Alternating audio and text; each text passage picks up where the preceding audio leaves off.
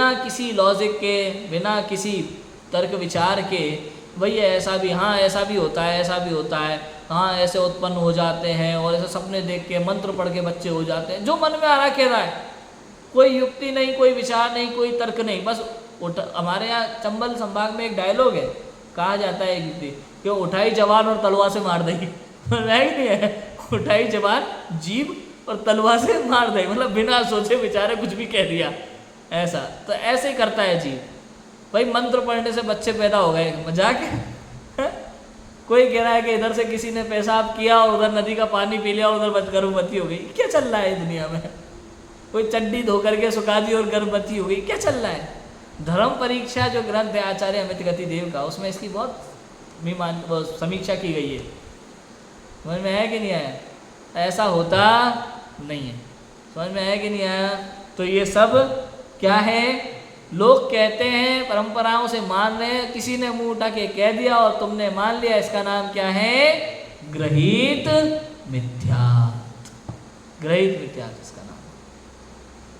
समझ में आया कि नहीं आया? कहानी सुनाई थी ना मैंने एक बार, याद है आपको? बिल्ली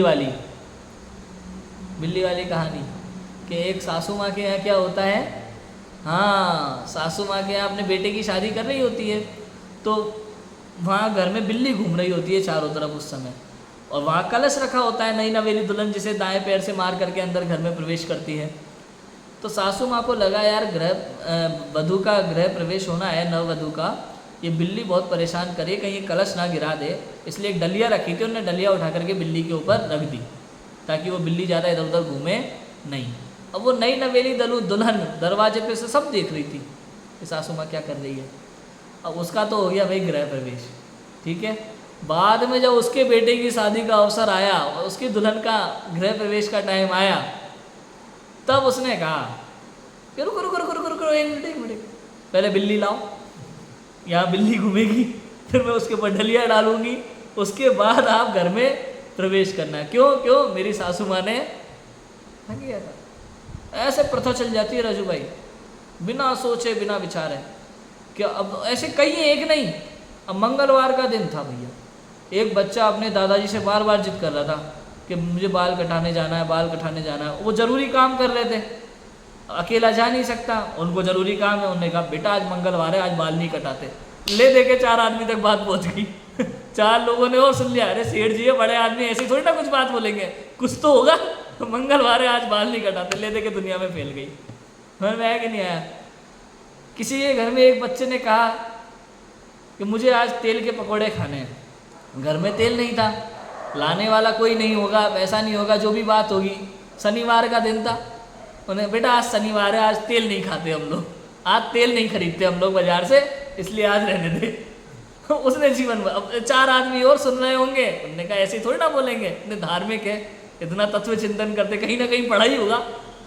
ले दे के परंपरा चला दी। परंपरा चलाना कोई बड़ी बात थोड़ी होती है, और चल गई तो चल। उसके बाद आप किसी भी बड़े बुजुर्ग से पूछ लो, भाई आप अमावस्या को आप सफ़र नहीं करते, इसके पीछे कारण वो नहीं पता। दुनिया कहती है भाई शनिवार को तेल नहीं खरीदते, क्यों? दुनिया कहती है। भाई मंगलवार को बाल नहीं कटाते, क्यों? दुनिया कहती है।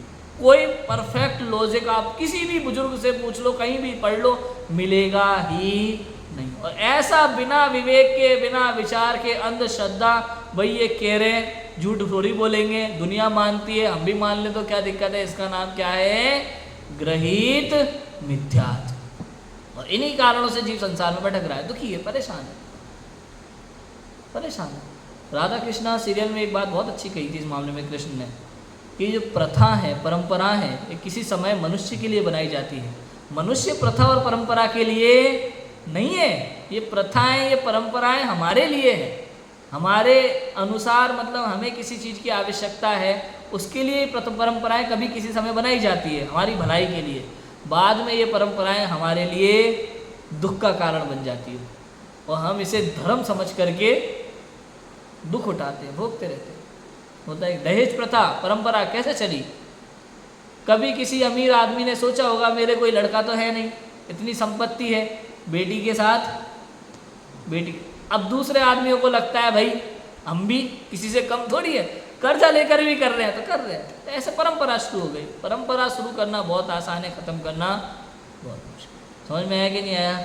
इस तरह से, और ये सब चीज़ें क्या हो जाती है फिर बाद में, इसको परंपरा धर्म समझ लिया जाता है धीरे धीरे, और ये ग्रहित मिथ्यात्व का स्थान ले लेता है। और इसके कारण से जीव वर्तमान में और भविष्य में, इस भव में और अगले भव में हमेशा दुख ही पाता है। इसलिए तुरंत विचार करके ये सारे ग्रहित मिथ्यात्व की चीज़ें तुरंत विचार करके निर्णय करके त्यागने योग्य हैं। इसी में हमारा वर्तमान का और भविष्य का निर्णय होगा, निश्चय होगा। वर्तमान और भविष्य हमारा उज्जवल होगा केवल विवेक से, विचार से, निर्णय से।